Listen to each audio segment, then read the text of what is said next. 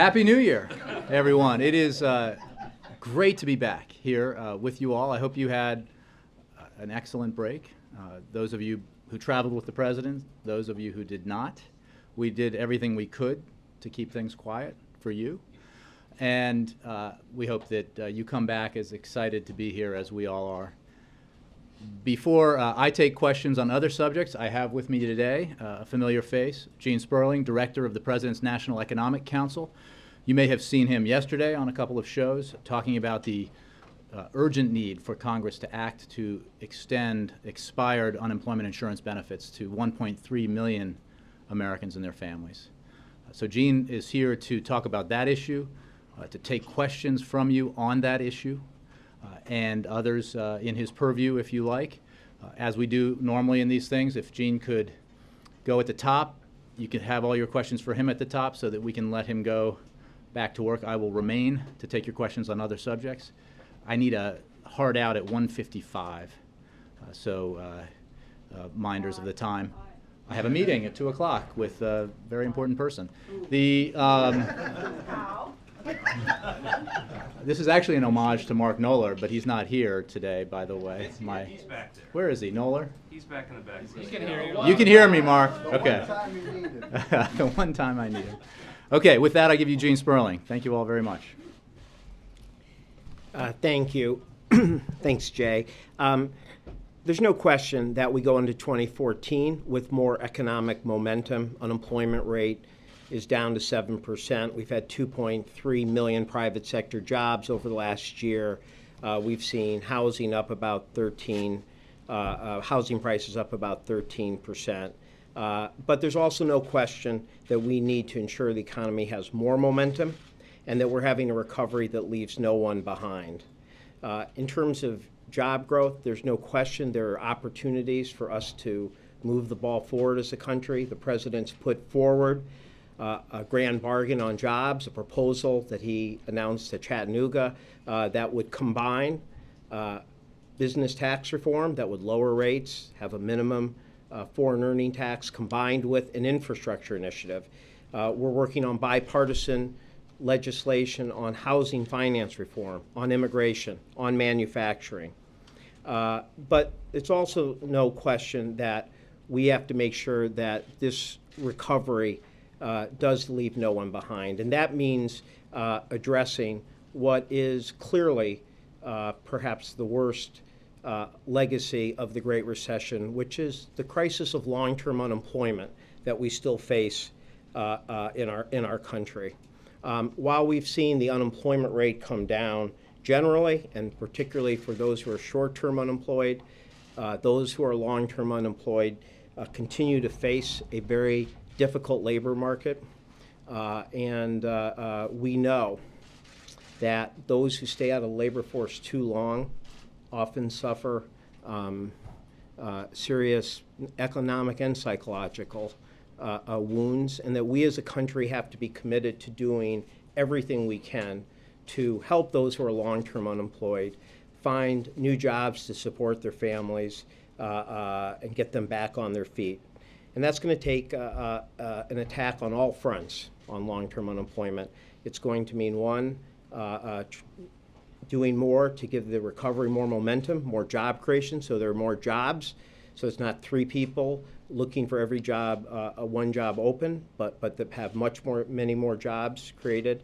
Secondly, to work in partnership with CEOs in our country to make sure that we are all working in partnership to give those who are long-term unemployed the most opportunities possible to interview, to get a chance at a new job. And we have been working together in partnership with many of our country's top CEOs, and the President will, in the coming weeks, have more to say on that.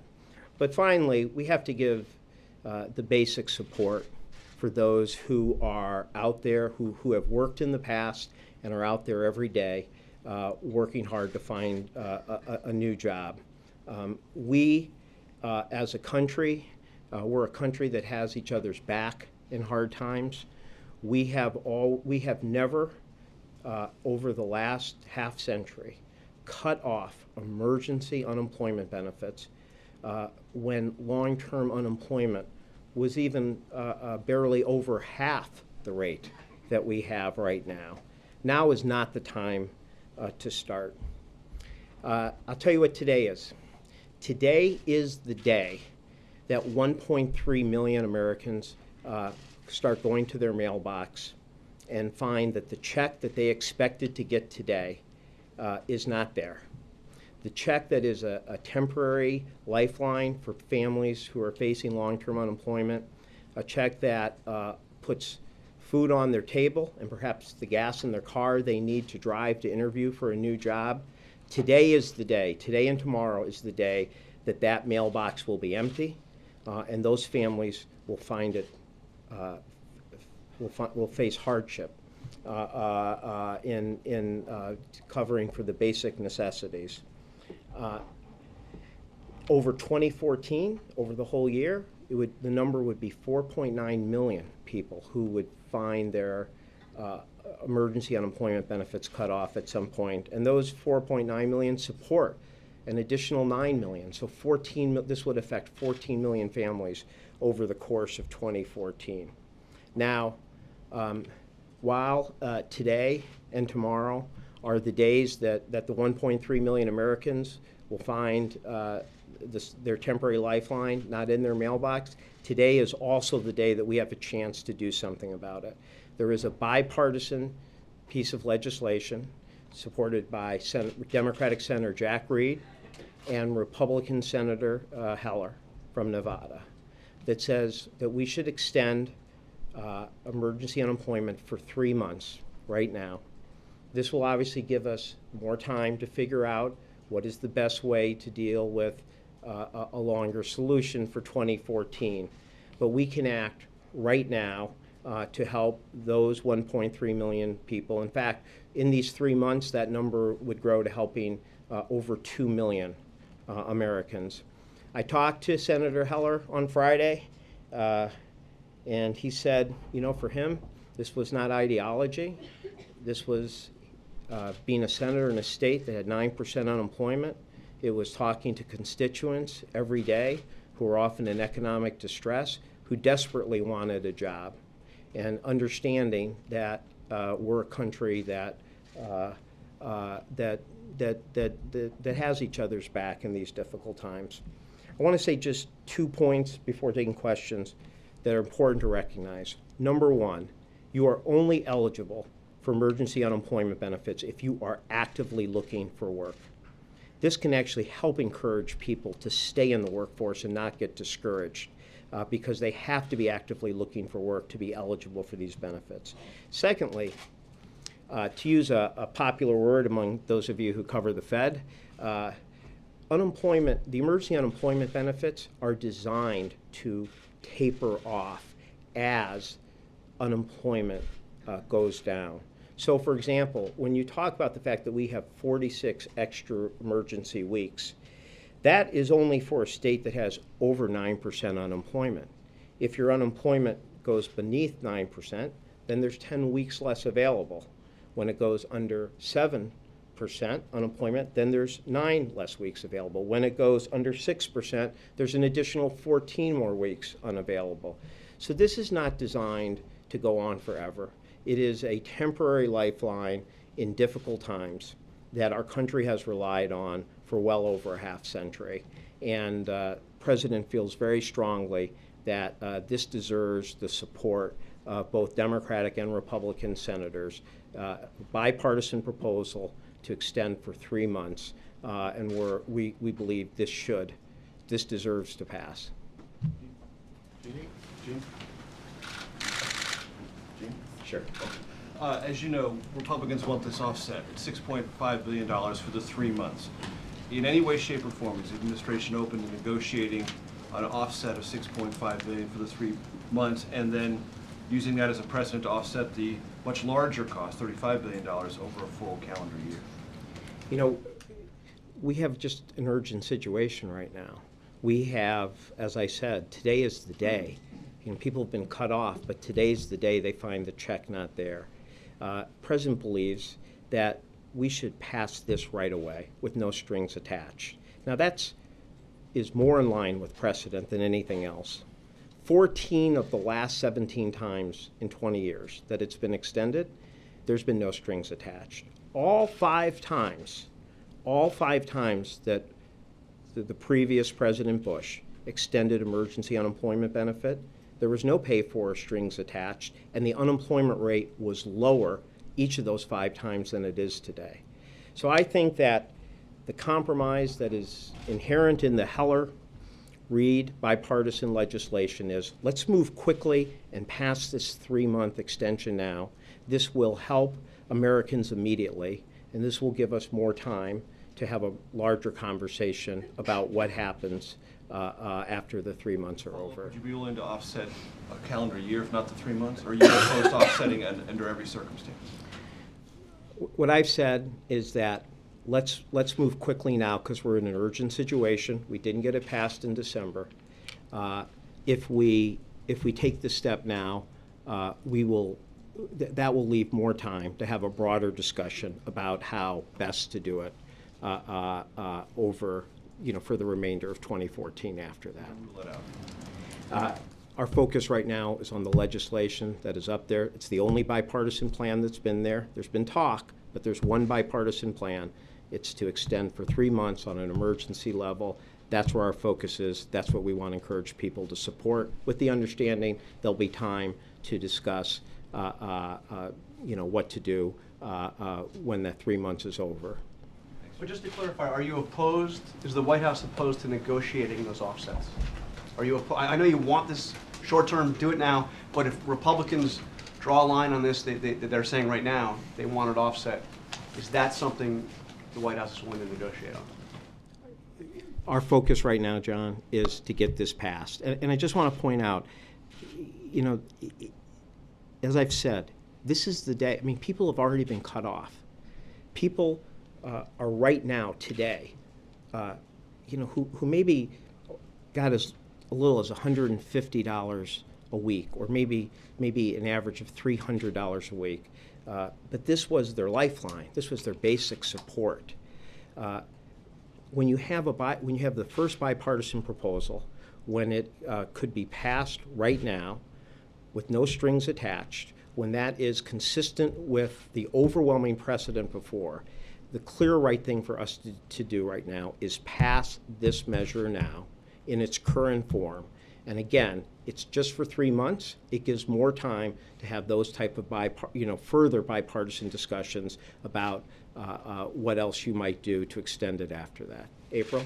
Gene, what do you say to Republicans who are not necessarily worried about the fact that some people are not getting their insurance benefits, the unemployment insurance benefits today? They're simply worried about the fact that we are things are getting better, we're out of recession, and the fact that it saves money not to extend these benefits. What do you say to those Republicans?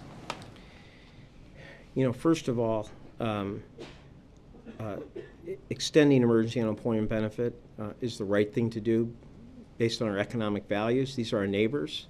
These are community members. These are our fellow parents struggling to get by.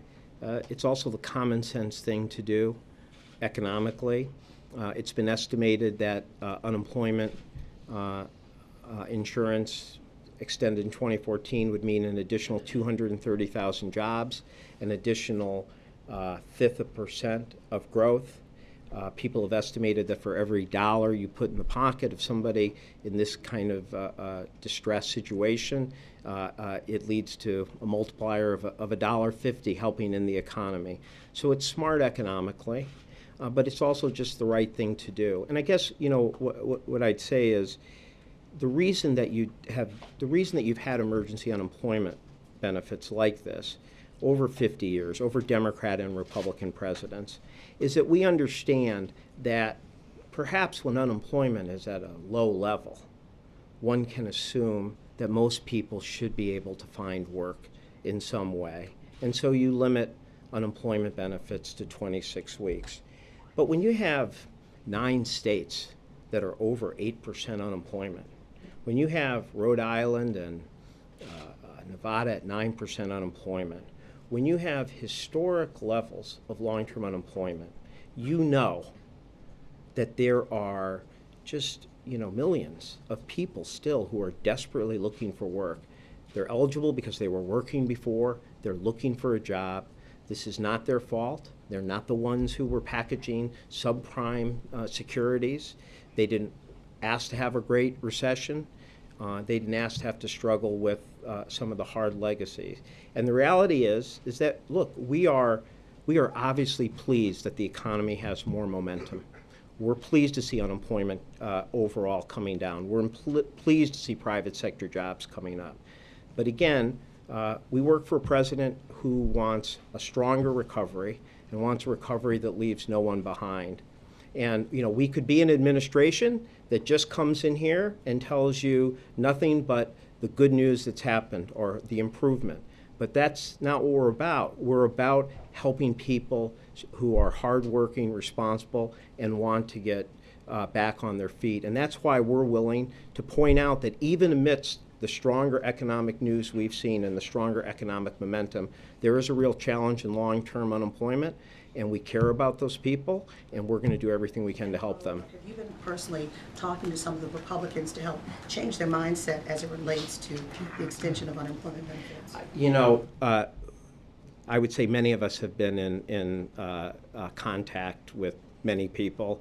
I don't want to, reveal conversations. I obviously, as I mentioned, have been in conversations with Senator Heller and his chief of staff. But you can be sure that we are actively working this. Alexis? Gene, what does the vote count look like since you've been in touch with the co-sponsors of the legislation? I don't know. I'm not here to predict. I'm here to tell you it should pass. I think that, I really think there were a lot of very moving stories that I'm sure a lot of the papers here and around the country were responsible for. And I think they were important because they didn't just go through the numbers I did. They told the stories of real people and told stories of people with compelling stories.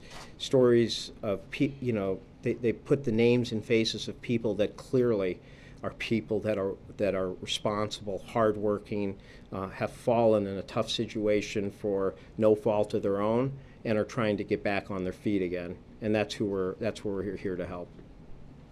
As part of a larger discussion, are you open to, or is the White House open to further tapering the unemployment insurance program? There's talk of wanting more reforms, phasing it out. I think I'd put that in the frame that I've said put forward, which is we've got an urgent situation on our hands with 1.3 million Americans finding their benefits cut off. Let's get this bipartisan 3 months plan passed, and as I said, that will give us more time to have a broader discussion and more in-depth conversation about how best to go forward after that. Gene, can you talk a little bit, either you or Jay, about what the president has personally been doing since he's been back to try to get this passed? Has he any calls to read out with anybody, and kind of talk a little bit about what the event tomorrow is supposed to do vis-a-vis the votes that may or may not happen tonight? I can just tell you the president's been active and that he has Calling senators? he has made calls, but again, we don't have much more to say after that because we're doing what we can, and sometimes that's more helpful with private conversations. Could the urgency have been avoided if the president had fought harder on the Ryan Murray budget plan to have these included in the plan that was passed last month? I went back and looked at our efforts, and I found that the President of the United States had publicly called for extending emergency unemployment in 2014 7 times in 18 days. 7 times in 18 days. We put out, I think I called for it first on November 14th, again on November 17th. The CA chair, Jason Furman, put out an entire report, I believe came into the briefing room and spoke to you about it. The president did a weekly address. He included it in his a weekly address entirely on this issue. He included it on his statement on the agreement on Ryan Murray. It was a significant part of his speech at CAP on inequality. So I think the President and the administration made very, very clear how important we thought this was to get done. You know, we're not of the belief that the only way we should be able to work together is for somebody to threaten a shutdown. And so, you know, we made very, very clear that this ought to get done, and there's lots of ways for it to get done. And the most clear and present way is for the United States Senate to start by passing the bipartisan Heller-Reid legislation that will be on the floor tonight. But a veto threat isn't a shutdown threat, and you're talking about urgency. If they're not getting checks today, you still would have had a couple days to get a budget deal passed before the end of that timeline. Well, you know, as I said, I mean, the President called for it 7 times in 18 days. He called just as many of us were leaving. Reid and Heller put their proposal put the proposal forward. The President, from his vacation, called both senators, asked how he could help.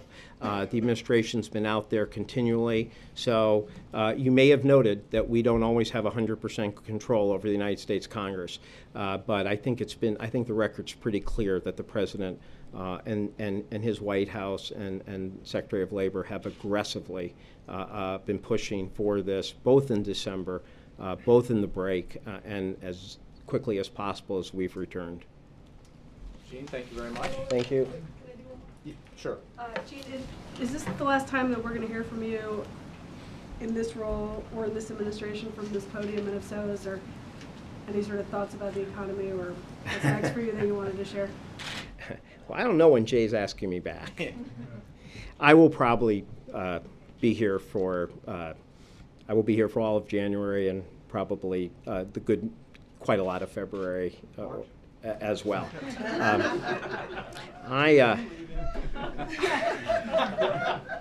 Jeff and I were talking yesterday, and I'm quite confident that when March comes, I will be somewhere else. Can you talk broadly? Given all your experience, can I ask you one broad question? Yeah. A lot of stories this weekend and today on the 50th anniversary of the war on poverty. Yeah. You served in the Clinton administration, you saw the Bush years, and now the Obama years. These policies, I think, broader point, obviously, have been building for a long time, decades, problem of poverty. But you were talking a moment ago about historic levels of long-term unemployment. Right. 46 million people still in poverty. Right. How much responsibility does the president bear after having 5 years in office for at least some of his policies to take hold? Well, look, on the broader question, I think there's no question that the war on poverty that Lyndon Johnson declared 50 years ago Wednesday has made very important advances. There's just no question. I mean, 1963, 51% of African Americans were in poverty, and about 25% had graduated from high school. I think that one of the things you have heard us talk about, and I think you'll see our Jason Furman, our Council of Economic Advisors, talking about more, is that the Bureau of Labor Statistics has now started, our government has started looking at a broader measure of poverty that makes sure that we're looking at all the things that affect how people are doing, including things like the Earned Income Tax Credit, food stamps. And I think when you look at that measure, that you would find that poverty has come down close to 40%, perhaps 35 to 40% since then. So there has been important progress. And I think it is important to understand that many of the things that have been done over the last 20 years have mattered. So for example, when I was first here in '93, there was probably about 1.7 million Americans that were above the poverty line because of the Earned Income Tax Credit. Now, because of measures that have been done over the last 20 years, including President Obama extending the Earned Income Tax Credit more for people with 3 children or more, reducing the marriage penalty, and extending those, and there's 6 million people out of poverty. When you look at the refundable tax credits and the child tax credit and the EITC together, it may be as many as 9 million people not being in poverty. Now, I think when you look over this, I think I think there's no question over the last 50 years things have been done wrong, but I think we've learned some lessons. I think that both Democrats and Republicans have learned you have to look at to make sure about the incentives you're creating, and that policies are better if they are designed to reward work.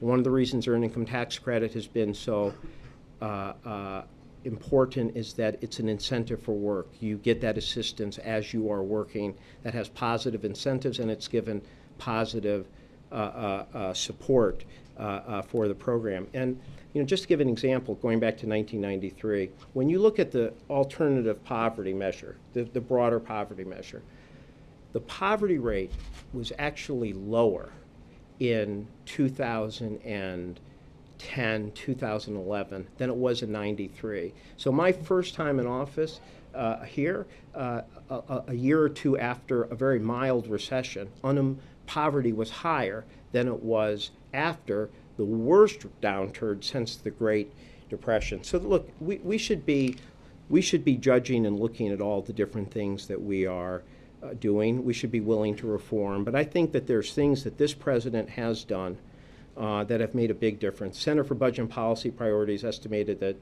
as many as 8 million people were not in poverty because of things done in the Recovery Act. The fact that when we've been in these budget agreements, while everybody else is focused on what's going to happen to the middle class tax relief and the upper income tax relief, that the president has made a priority to fight for extending the earned income tax credit, the refundable part of the American Opportunity Tax Credit, the child tax credit, has shown his commitment. There's no politics in that, not even much attention. It's just in his heart. And I'll tell you one other thing that would make a big difference. There's a very smart professor, Professor Dubé, University of Massachusetts Amherst, who just came out with a report that many of you saw the last few days that said if we were to raise the minimum wage to $10.10 in the staged way it's projected by the Harkin-Miller legislation, that would lift 6.8 million people out of poverty. It would make them less dependent on government programs. It would not add to the deficit one penny, but it would reward work and reduce poverty. And those are some of the things that you're going to hear from this president now in the State of the Union. And more importantly, those are things that we're going to fight to get done. And if anybody suggests that somehow we want to fight for the minimum wage or extending emergency unemployment for political reasons as opposed to it being the right thing to do, well, I have a really good solution. Let's get them done right now in a bipartisan way. Then everybody can share credit in doing something that's the right thing for the American people. So thank you very much. Thanks, Gene. Any other questions? Julie. Thanks, Jay. I had a couple questions about the situation in Iraq. Secretary Kerry said that this is a fight that belongs to the Iraqis, but I'm wondering if the president feels any kind of special responsibility for assisting the Iraqis given the very recent history between these two countries. Well, the United States maintains a strong relationship and commitment with and to the government of Iraq, and we remain in close contact, both from Washington and our embassy in Baghdad, with Iraq's political leaders about how we can continue to support the government's efforts to defeat al-Qaeda, what's known now as the Islamic State of Iraq and the Levant, which is the al-Qaeda umbrella group there. We have, as Secretary Kerry said, made a significant commitment to helping the Iraqi government in dealing with that situation. And what Secretary Kerry's point also was, and I think this is a broader point about conflicts in the region, is that this is something for the Iraqis to take the lead on and handle themselves. But that doesn't mean that we cannot assist them, and we're working closely with the Iraqis to develop a holistic strategy to isolate the al-Qaeda affiliated groups, and we have seen some early successes in Ramadi, as you know, where tribal forces and police, with the Iraqi army providing support, appear to have isolated ISIL in pockets of the city. Now, this situation remains fluid, and it's too early to tell or make conclusions about it, but we're accelerating our foreign military sales deliveries and are looking to provide an additional shipment of Hellfire missiles as early as this spring. These missiles are one small element of that holistic strategy, but they have been proven effective at denying ISIL the safe haven zones that it has sought to establish in western Iraq. I can add that in addition to those Hellfire missiles through our FMS program, we will also be providing 10 Scan Eagle surveillance UAVs in the upcoming weeks and 48 Raven surveillance UAVs later this year. These UAVs will help the Iraqis track terrorist elements operating within the country. We also provided aerostat surveillance balloons to the government of Iraq in September of last year and delivered 3 additional Bell IA-407 helicopters in December, just last month, bringing the total purchased by and delivered to Iraq to 30. So this is, I think, representative of the comprehensive package of assistance that we're providing to Iraq in this effort, which obviously they are leading and the government is responsible for carrying out. John McCain, Lindsey Graham, and some others say that some of what is happening on the ground in Iraq is a consequence of the U.S. completely pulling out. And they say that the administration should learn a lesson from that and not go to the so-called zero option in Afghanistan. Is the president looking at what's happening in Iraq and applying that to his decision-making on Afghanistan in any way? Well, I would say a couple of things about that. I don't think I've heard members of Congress suggest this, but if members were suggesting that there should be American troops fighting and dying in Fallujah today, they should say so. The president doesn't believe that. If they believe that we should not end our combat mission in Afghanistan, they should say so. Now, the president, when it comes to Afghanistan, has made clear that he believes we should and can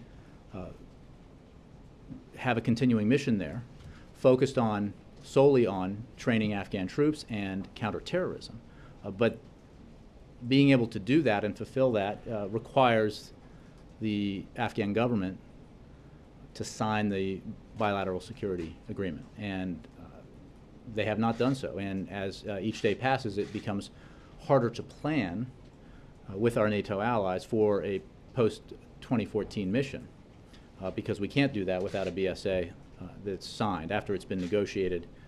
And as you know, there were commitments by the Afghan government to complete that by the end of the year.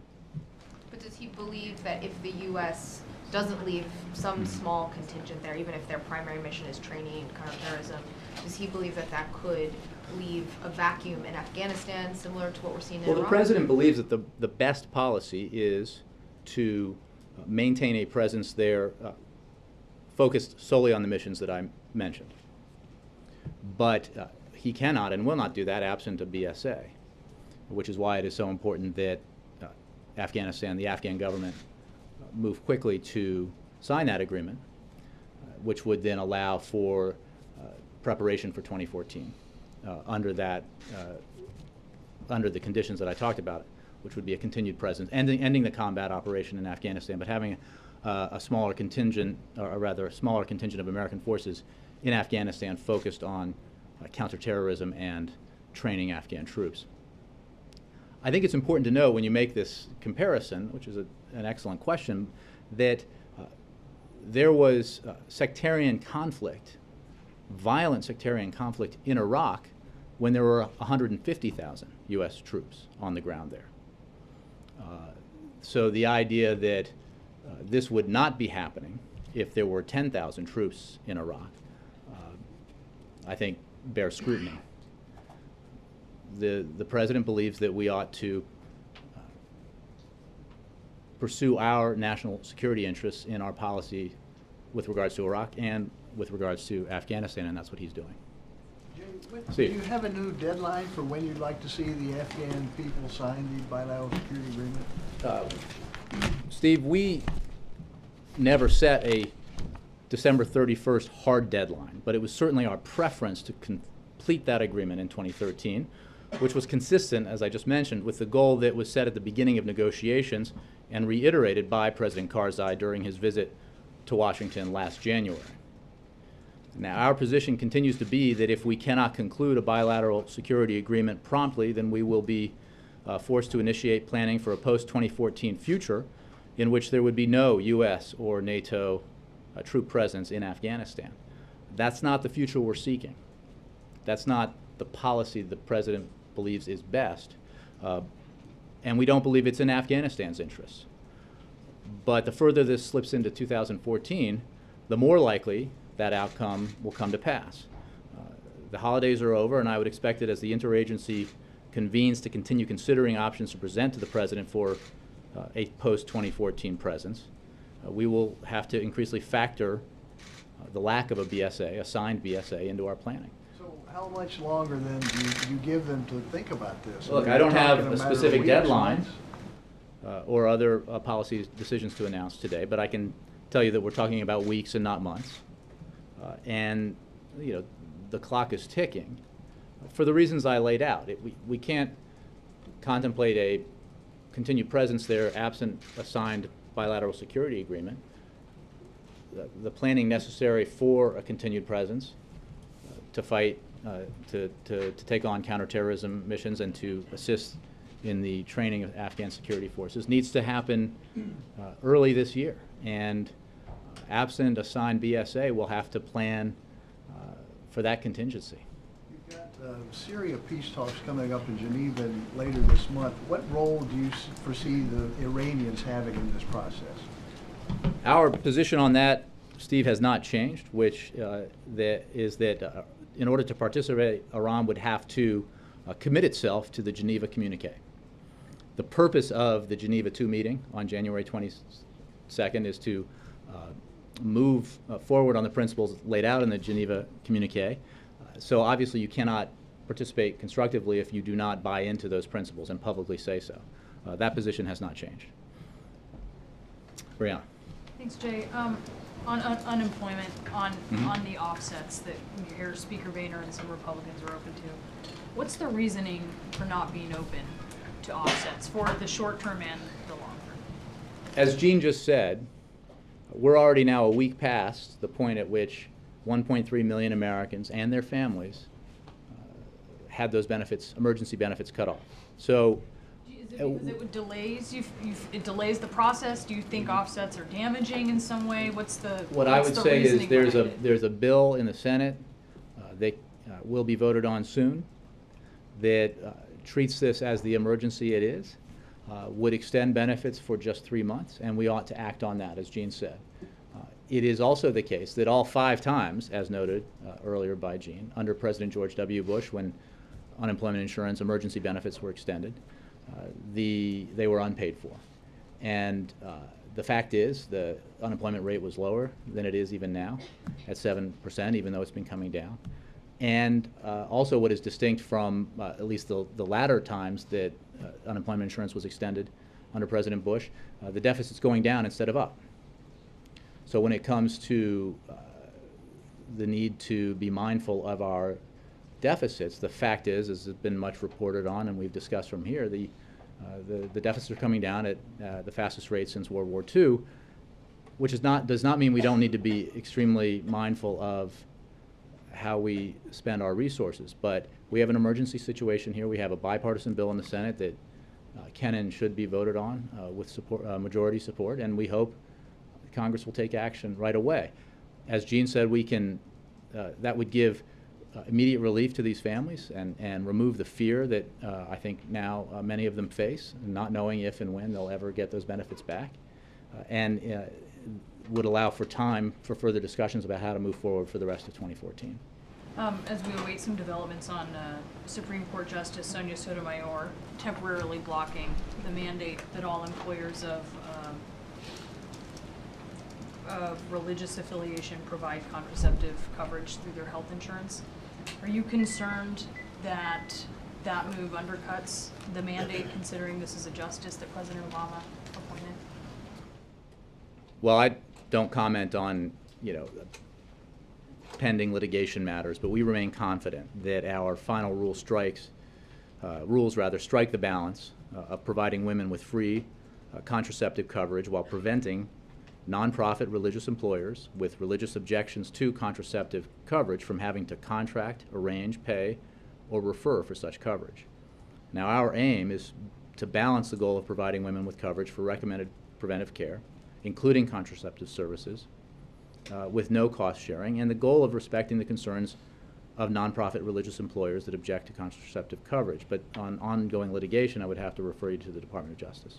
I'm not I'm not talking about the But you're asking, litigation. you're reading into a decision made about what it means and the context, and I'm saying that this is an ongoing matter that the Department of Justice would comment on, both at the low level and the high level in terms of its broader meaning. I think we'll wait and see what action is taken further beyond what we've seen already.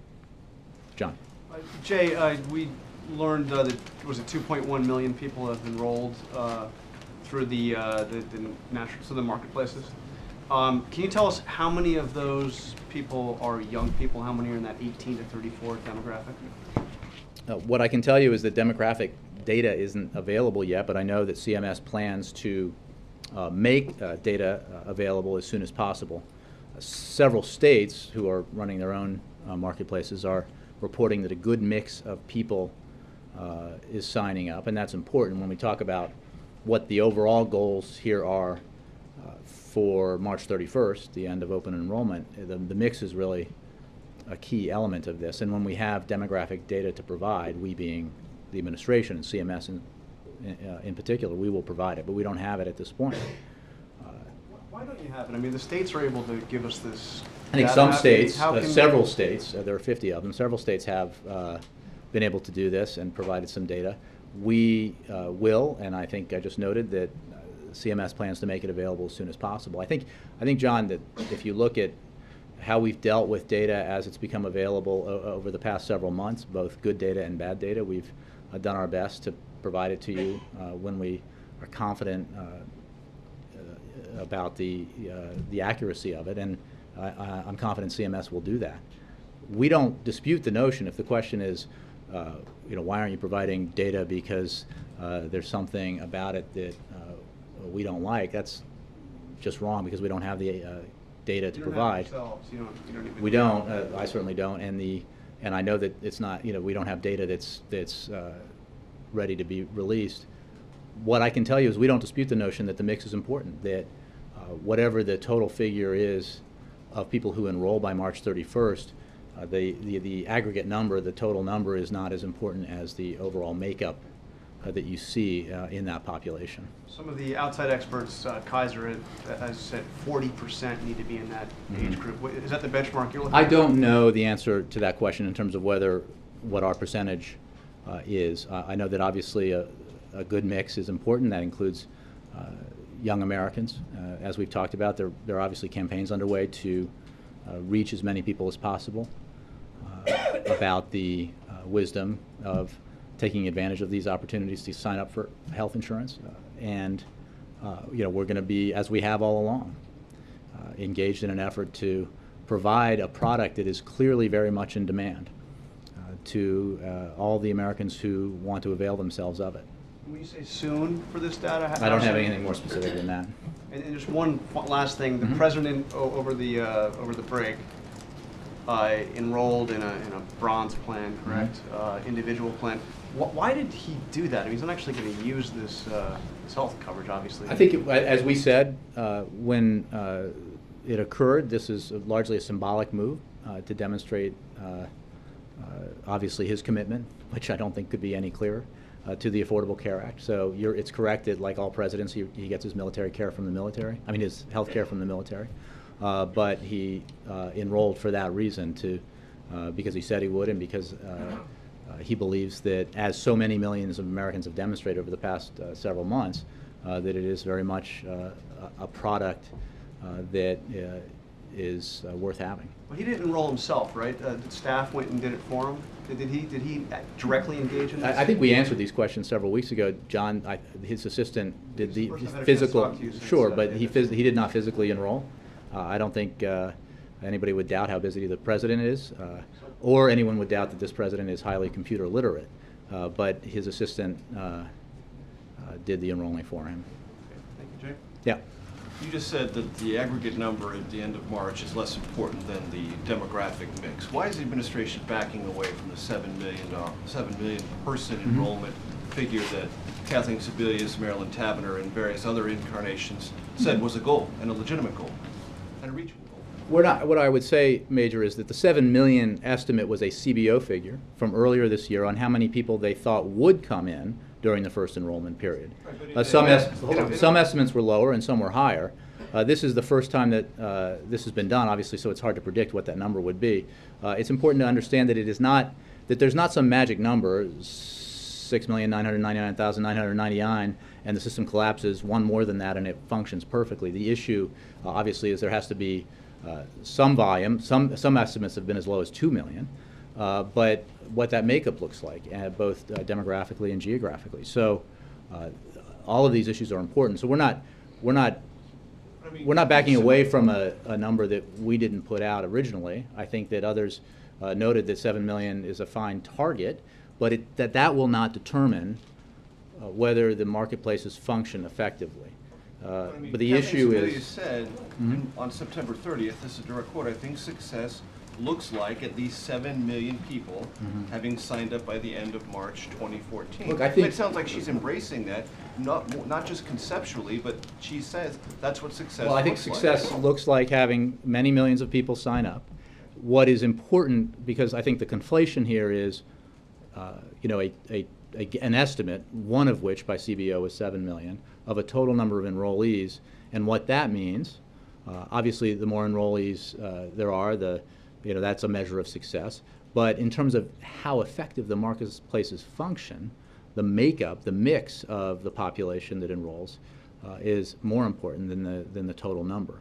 And that's why so many efforts are underway to reach different populations with the message of the options available to people for quality, affordable health insurance. So that's a redefinition of success, the mix, as No, opposed Major, to... I think again, as I've just said, neither the Secretary of Health and Human Services or anyone else involved in this effort or any expert in the field would argue that success alone depends on the total aggregate number of enrollees. That would not pass academic or intellectual scrutiny. Obviously, the mix is important. Getting a substantial number of enrollees, and I think everyone here has reported on and would agree with an assessment that the numbers of enrollees has been increasing significantly in December over the previous 2 months. And we expect that number to continue to go up across the country. Okay. Let me move up and back, but go ahead, Major. Okay. On the question of Iraq, there's sort of an analysis in the foreign policy community that from Iraq to Syria to Lebanon, there is an ascendancy of Al-Qaeda affiliated or sympathizing groups, and that American interests are in jeopardy in ways that they simply weren't 6 or 12 months ago.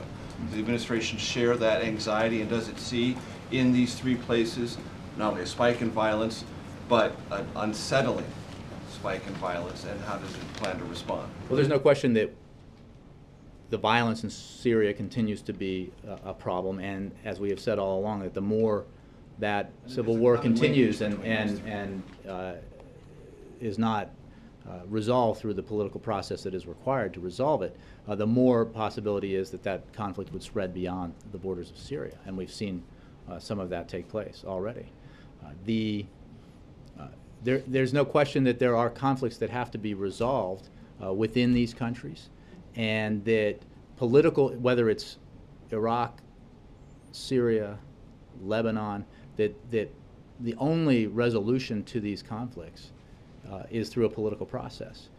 And we are working very closely with our partners and directly with those who support political reconciliation to help bring that about. And that includes the Geneva II conference with regards to Syria. It concludes the efforts we're undertaking with the government of Iraq, and obviously with our support for Lebanese security forces and for the Lebanese government's stated policy of disassociation from the conflict in Syria.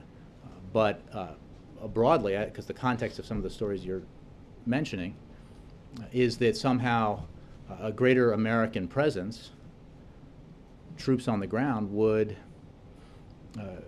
result in a different dynamic. And obviously it's hard to prove a negative, but as I said earlier, there was a great deal of sectarian conflict in Iraq when tens of thousands, more than 100,000 U.S. troops were on the ground. So I think that demonstrates that 10,000 troops back then by the surge, and then the absence of I think American forces has created a vacuum. Well, again, the fact of the matter is when there were 150,000 U.S. troops on the ground, there was a great deal of sectarian violence in Iraq. when there was a decision made by groups within Iraq to pursue political reconciliation, and in the case of Iraq, the Sunni awakening, for example, to choose a path that is supported by the broad majority of Iraqis, regardless of their religious or regional affiliation, that to reject al-Qaeda, for example, reject extremism, that produced positive results in terms of reduction in violence. And that is what we are working with the government of Iraq to pursue again during this current stage of conflict. Can you follow on that topic? Let me just move around a little bit, Connie. John Christopher, then Margaret. This is the first press briefing of the new year, Jay. Have you discussed or have any insight as to the President's New Year's resolutions, especially in dealing with Congress?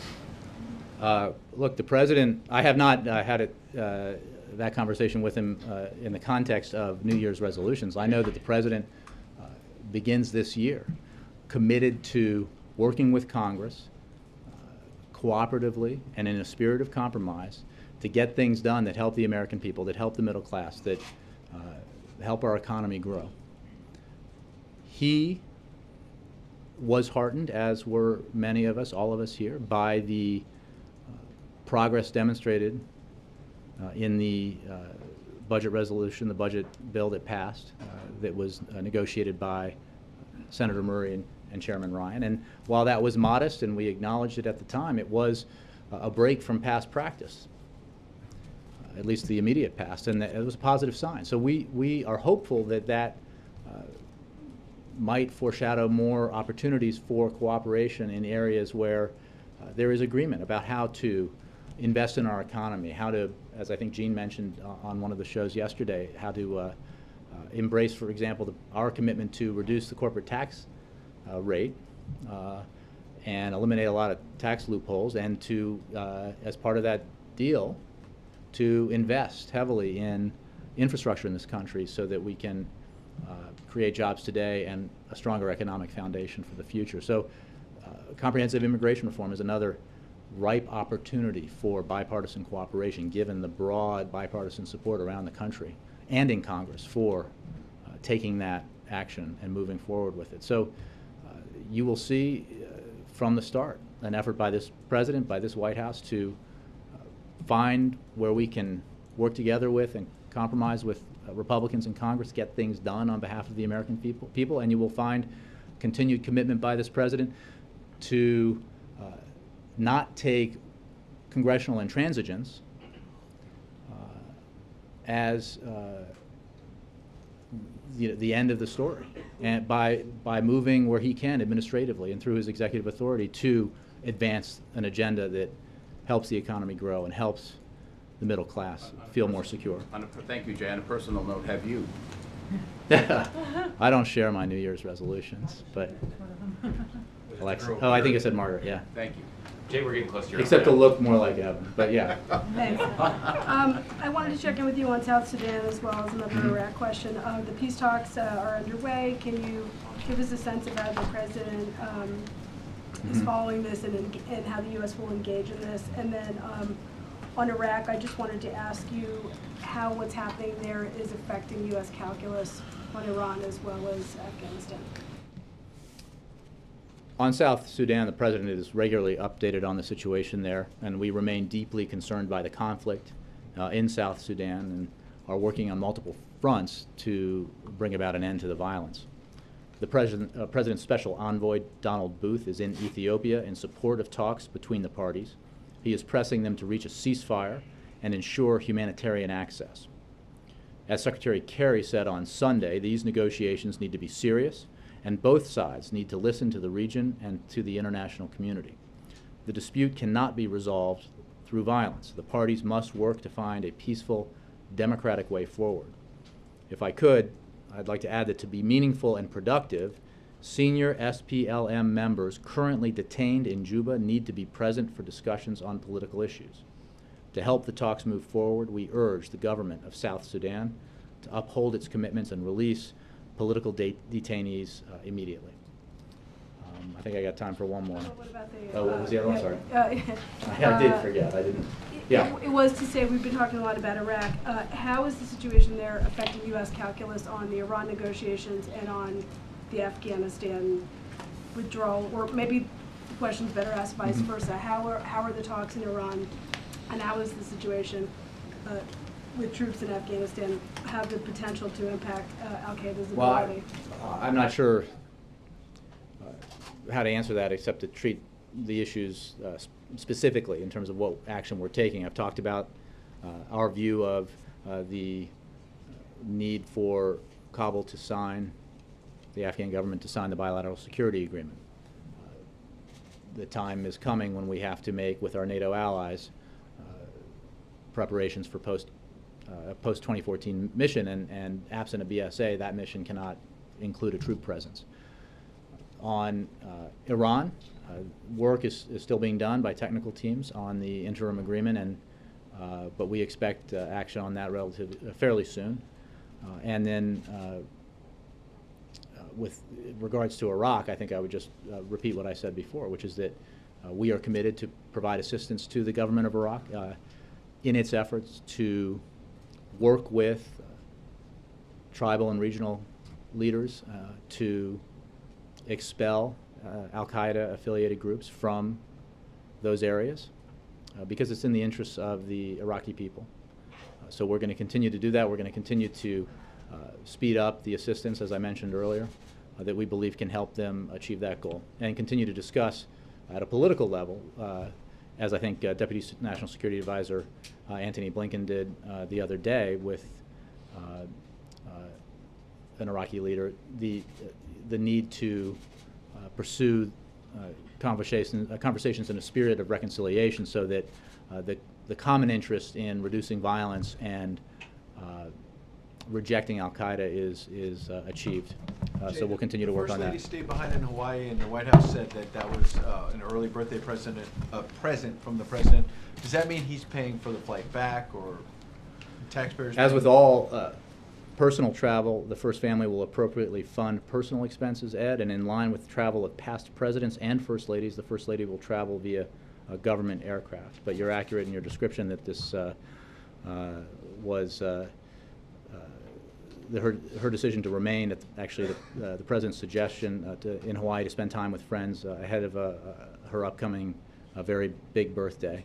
And you know, if you have kids, you know that telling your spouse that they can go spend a week away from home is actually a big present. So, not that we don't love our kids. You might get in trouble calling it a big. I think she's acknowledged which birthday it is. Oh, I don't think we do, but we'll see what we can come up with. I got to run to a meeting. Do you have an update on the President's address that you said would be prior to the State of the Union on his national security surveillance? On the disclosures issues, the President will speak about those issues prior to the State of the Union. The State of the Union address is on January 28th. So sometime between now and then he'll address those issues. Great to see you all. Thanks a lot.